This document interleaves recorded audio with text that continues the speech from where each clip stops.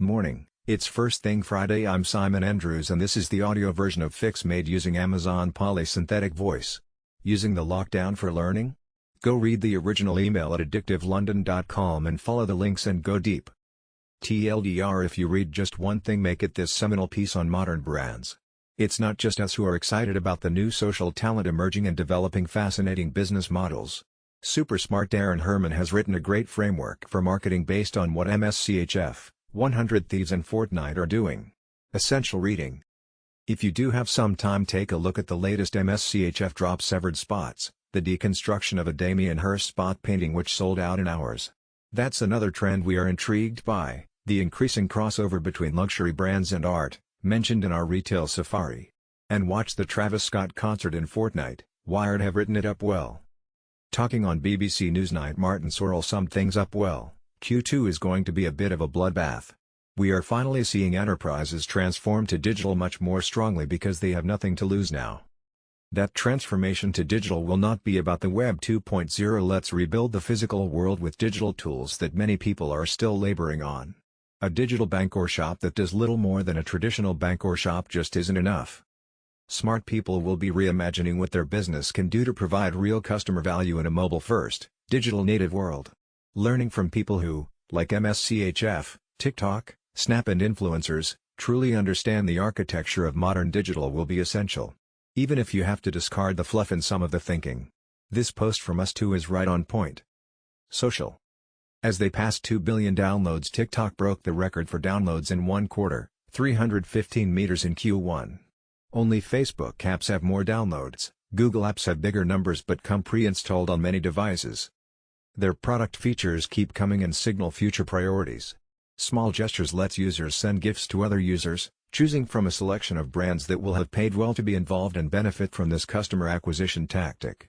Donation stickers let creators add a button to their video that lets users make a donation to a range of good causes, curated by TikTok. They have all the elements needed to roll out a commerce offering. Buy the clothes the influencer is wearing? Levi's have been piloting commerce with TikTok and claim success. Or the music playing? Rolling Stone looks at how TikTok is influencing music sales and how the industry is trying to keep up. The tools for making content are getting easier to find and to use. TikTok parent ByteDance has made their highly successful Chinese video making tool Via Maker available in 4 languages, including English. YouTube have their own video maker, but only in beta and you need to register to use it. But it looks promising and better tools democratize content creation. The only issue with these proprietary tools is how easy it is to port the finished content to other platforms. Another content creator you should know about is David Dobrik, 24 million subscribers and growing at 100K a week. He started on YouTube and is still active but now focuses on TikTok too, where he has the most popular video of 2019. GAFA and money. Not going to spend too much time on the GAFA Q1 results. They are well covered elsewhere and, because of the virus, not that informative on what's going to happen next. Whilst Google asked that people not extrapolate for just a couple of weeks, that is only sensible until we have evidence to the contrary. The most interesting thing about Google was the growth of YouTube, up 33% year-on-year despite growth falling to single figures by the end of March. And employee numbers were up by 20K on the previous quarter. Their former HR chief thinks hiring will slow down. The remarkable thing about the Facebook results is the growth in users. Daily average users for Facebook grew by almost 5%, largely outside the US and Europe, although both these regions showed growth too.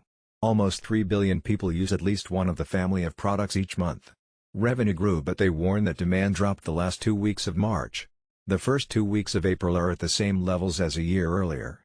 And their headcount grew 28% year-on-year. Again, we need to wait and see, but growth looks unlikely for the next few weeks.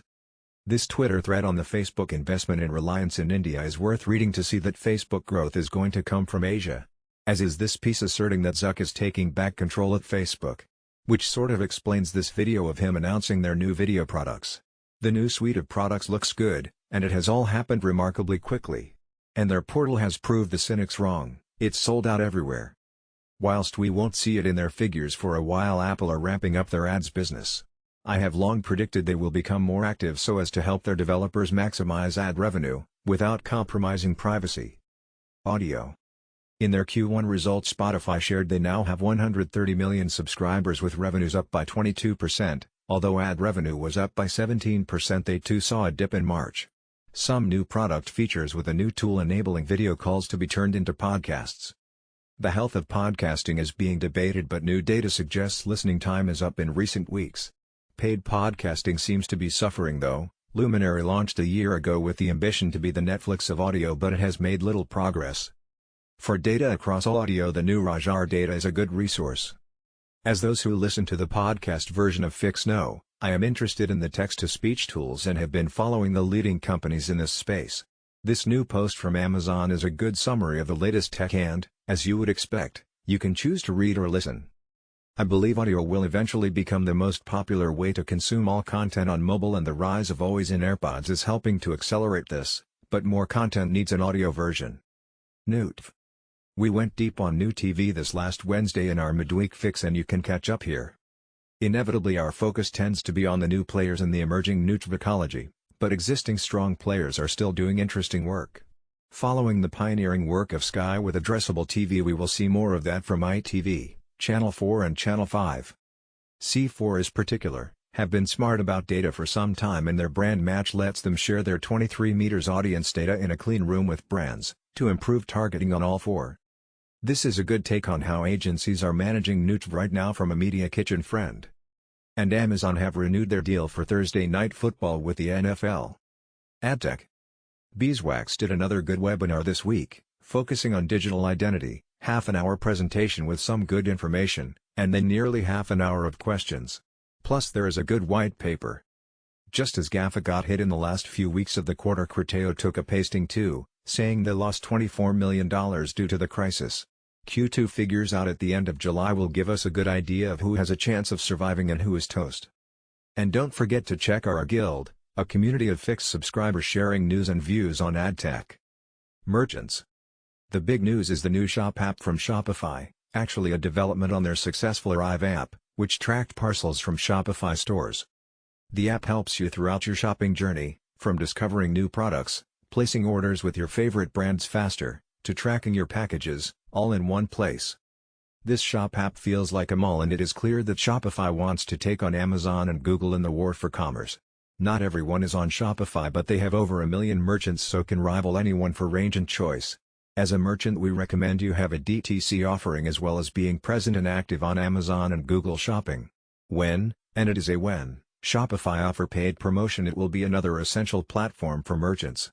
Working out how to make the most of gas for merchants will become just as important as working out how to make the most of GAFA is for brands. This is some interesting thinking on Google Shopping and their offer of free listings. The new shopping features from Pinterest are working well. With 330 MAUs, maybe Pinterest becomes a key commerce play. Is it gasp? And it's interesting to note that Garib has bought a Shopify build agency and launched Vayner Commerce. To add real value, you need to be able to deliver right through the customer experience. There has been some controversy around Amazon own label after the Wall Street Journal accused them of using data from its sellers to launch own label products. Clearly they have never seen how Tesco own label cereals, etc., look just like their branded equivalents. With the proportion of Amazon Basics products in the top 100 doubling over 2 years, this strategy clearly works. But it has worked for traditional retailers for decades, across CPG, fast fashion, autos et al. Tesco have gone from 400,000 weekly delivery slots to over 1 million, partly by closing stores at night so pickers have sole access and hiring 4,000 more drivers. How the pandemic led the world to start shopping on Alibaba. 9 key DTC strategies to get ahead in the new retail smart thinking from PSFK. Plus. The smart people at Essence have collated views on the future of advertising in 2030. Interesting, but in 10 years lots change and much of these predictions feel likely to land sooner. My own futurology on 2010, done in 2001, got a lot right, but the timing was a little out. A top VC has a good Twitter thread on China. A good Google AZ on AI. And Google now requires all advertisers to prove their identity. Good initiative, but hard to make it work for the bad guys? This is a real problem. Some big brands are seeing fraudsters set up Shopify stores and run Facebook ads for their brands, then disappear with the money. What Chinese platforms COVID-19 response can teach. Interesting study from Accenture. Next steps for TV advertising measurement. No breakthrough but interesting. How the New York Times did it, good story on how they turned their business around. PayPal's newest weapon hits Amazon right where it hurts.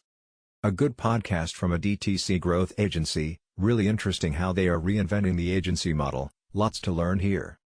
Finally, Kevin Kelly has had a major influence on tech and is always worth reading. Here he has 68 bits of unsolicited advice.